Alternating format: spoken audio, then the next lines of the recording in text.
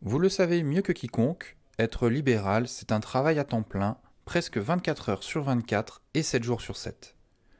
Seulement, il peut y avoir des imprévus, vous pouvez tomber malade ou avoir besoin d'un repos bien mérité. C'est là que peut intervenir un remplaçant, un collègue super-héros comme vous, prêt à prendre le relais. Notre logiciel de facturation permet d'intégrer un professionnel de santé avec ce statut de remplaçant avec facilité pour vous aider à la planification des soins, la facturation comme un titulaire, mais incluant également pour vous le calcul de la rétrocession. Le premier pas sera de créer dans le logiciel une fiche pour votre collègue, mais il faut vous poser des questions sur 3 critères pour savoir ce qui est le mieux à faire. Le remplaçant a-t-il sa carte de professionnel de santé ou non? Vais-je lui donner un accès complet, restreint ou pas d'accès du tout au logiciel et à l'application?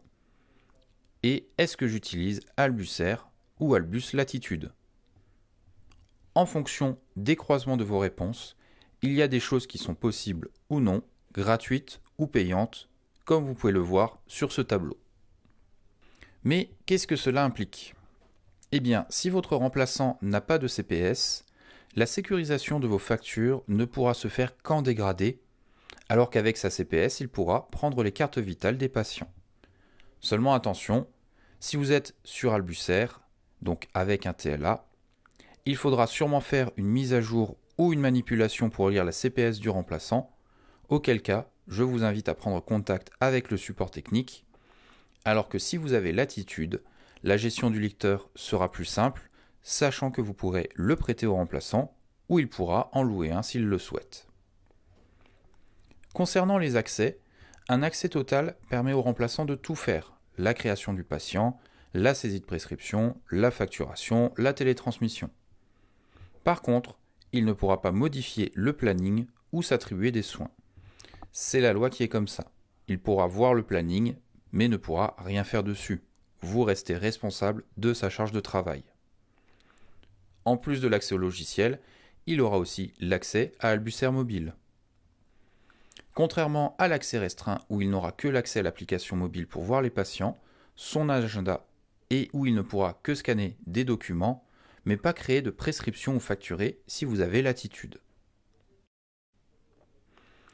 En tout cas, une fois que vous savez vers quoi vous tournez, vous pourrez soit créer vous-même la fiche du remplaçant, soit cela sera fait par nos techniciens dans le cas d'une solution payante qui nécessitera une installation comme cela a été fait pour vous, et dans ce cas, vous n'aurez rien à faire.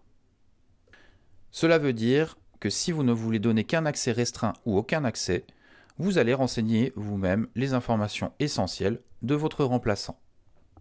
Pour commencer, rendez-vous dans le menu Réglages, puis Infirmier. De là, faites Nouveau, puis choisissez si vous souhaitez un remplaçant avec ou sans CPS. Si vous choisissez avec CPS, il sera proposé de lire la carte du remplaçant, processus obligatoire mais qui permettra de remplir plusieurs informations immédiatement. Si vous choisissez sans CPS, il va falloir faire un peu de saisie manuelle, mais sont essentiels que le nom, prénom et initial dans cet encart coordonné. N'oubliez pas d'indiquer les titulaires qui sont remplacés. Une fiche remplaçant suffit pour l'ensemble des titulaires du cabinet et nous verrons comment se fait la différenciation.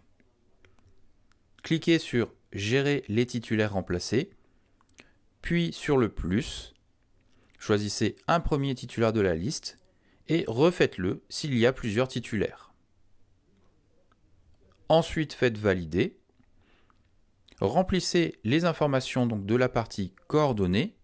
N'oubliez pas que le nom, prénom et les initiales sont obligatoires.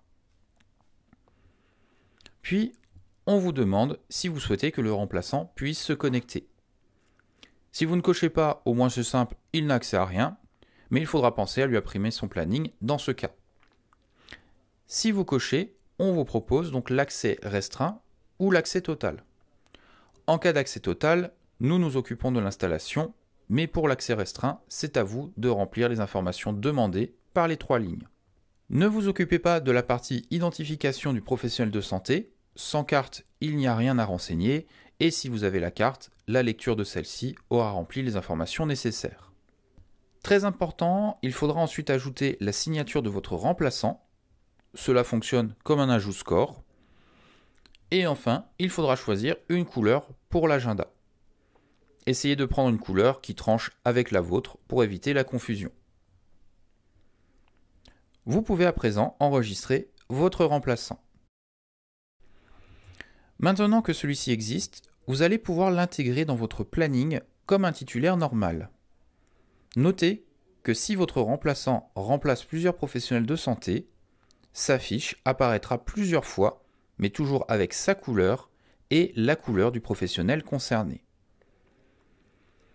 Concernant la facturation, le principe restera le même. Le logiciel regardera dans l'agenda la couleur de l'infirmier qui s'occupe du soin pour facturer. N'oubliez pas que si votre remplaçant n'a pas de carte CPS, la sécurisation en dégradé se fera automatiquement pour ce dernier.